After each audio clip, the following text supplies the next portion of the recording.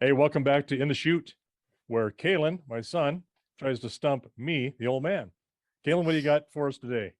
Talking to some family friends who will be visiting us in May. Hopefully Can't wait. everything I know who continues you're to talking work out. about. Yep. Uh, they got really passionate, and I'm glad they did because it's something that we are passionate about, and we're trying to get more and more people to see what's going on. And that is like, what's the best strategy to reaching people that are not in agriculture, not in farming, not in ranching, but just informing them what's going on. We try and do it through our little channel with right now 700 some odd subscribers.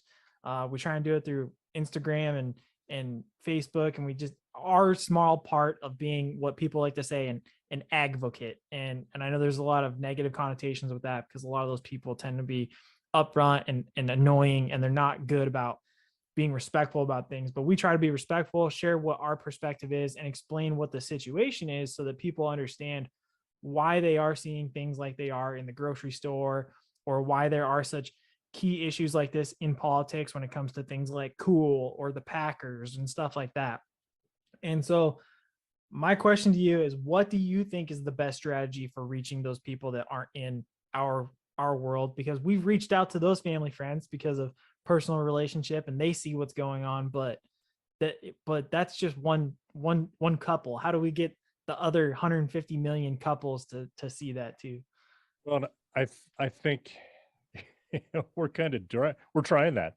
I mean, Yeah. through these venues like this. I think what else did you Rumble? We're on that.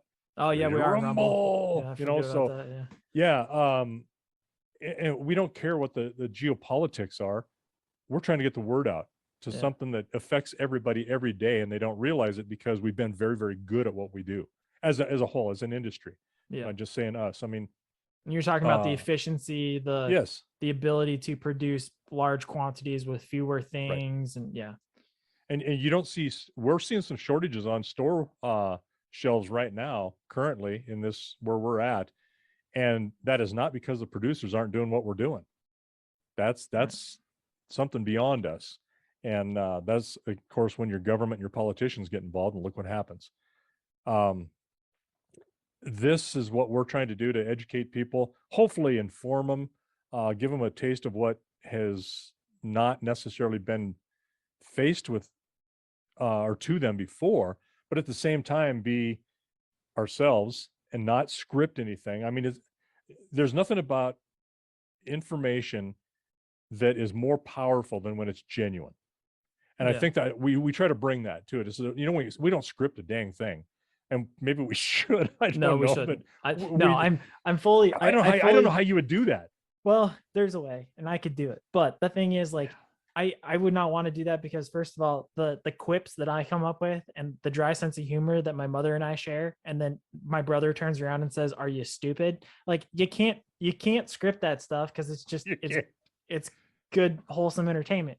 Now Right. the other thing too though is I mean, to script it, I think what you said, it would be non-genuine, but then at the same time, like that's also what brings people in to see like what the reality is. Because we've had this conversation. If we were to get, some sort of deal with like a major conglomerate that would film us, like that would be cool, but it cannot be scripted because that is not what reality is. And the point of it being for us here is I would refuse to work with them if that was the case. We're not going right, to do because that. our point here is to show people what reality is, not reality Right. television, what reality is. Because sometimes there's days where I don't Almost like like a going out work and killing a horse or a cow because it right. has to be done. Or hey, there's some great times where hey, there's a baby calf or a foal that just was born as one of the coolest things in the world. So you get to see the highs and the Yeah. lows that is the reality that we live. Well, and I think when you do that, and that's kind of where I was headed with this in a way, is that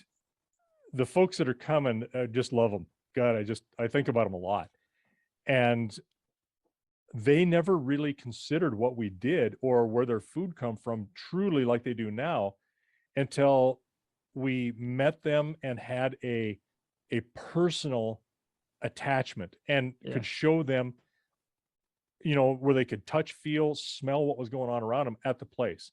And that's very, very hard to do with 100 million couples Right. or families, like you say. So um, having that emotional attachment or that emotional um,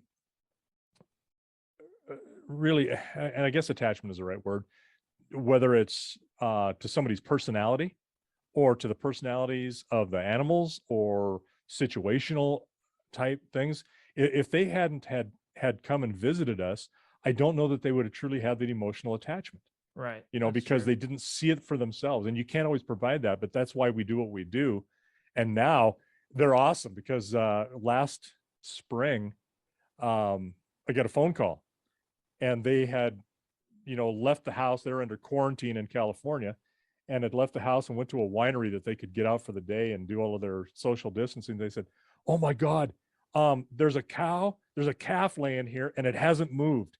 And it's been like 2 hours." And they're calling me, "Should we call somebody? Is everything okay?" And I said, "Well, Probably what's the sleeping. situation?"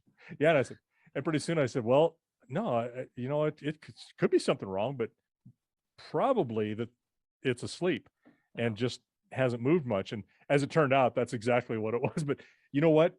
They would have never noticed that had they Right. not had that emotional involvement with us and with the animals. So what it sounds like coming from you is that you think to reach more people, we got to try and get, and as an agriculture community and an industry, we have to get people to be more emotionally attached to it. So how do you think, what kind of things is there to go about doing that and fully obtaining that goal?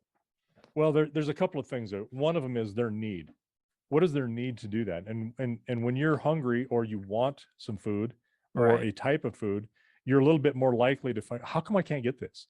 Right. I love this stuff. What is it? How can I get it myself? How can I do this myself? Can I raise this myself? So Yep. you see that kind of a quick evolution of how things can go. An appreciation for not being able to get even the bare necessities. That's a whole nother level of something. It's all the And so, bare necessity. yeah, there you go. But yeah, uh, having that emotional tie, I think, is really what has to happen. And because when you take something for granted, there's no emotion to it anymore. It's just Right. it's there and it's taken away. Uh, or you don't get the emotion until you have to relearn that, oh, this isn't something I should take for granted. Um, Other than having everybody, 100 million families come visit someplace in agriculture, is one thing. I really like the idea, and I see it happening in some places, and I've seen it advertised, or not advertised, but stories done on it on, like a news, and they make it a human interest story in a way. That's about kids in schools, even in urban areas, that are growing their own garden stuff.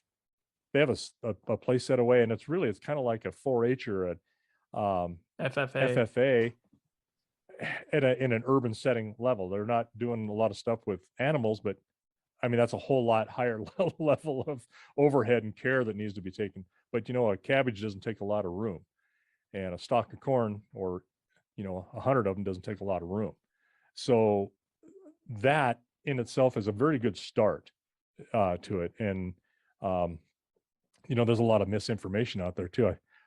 I just saw something about a guy that he claimed to be vegan. It was a little video, and he was a vegan, and he said, "This is great. Strawberry milk is is vegan because it's made with strawberries."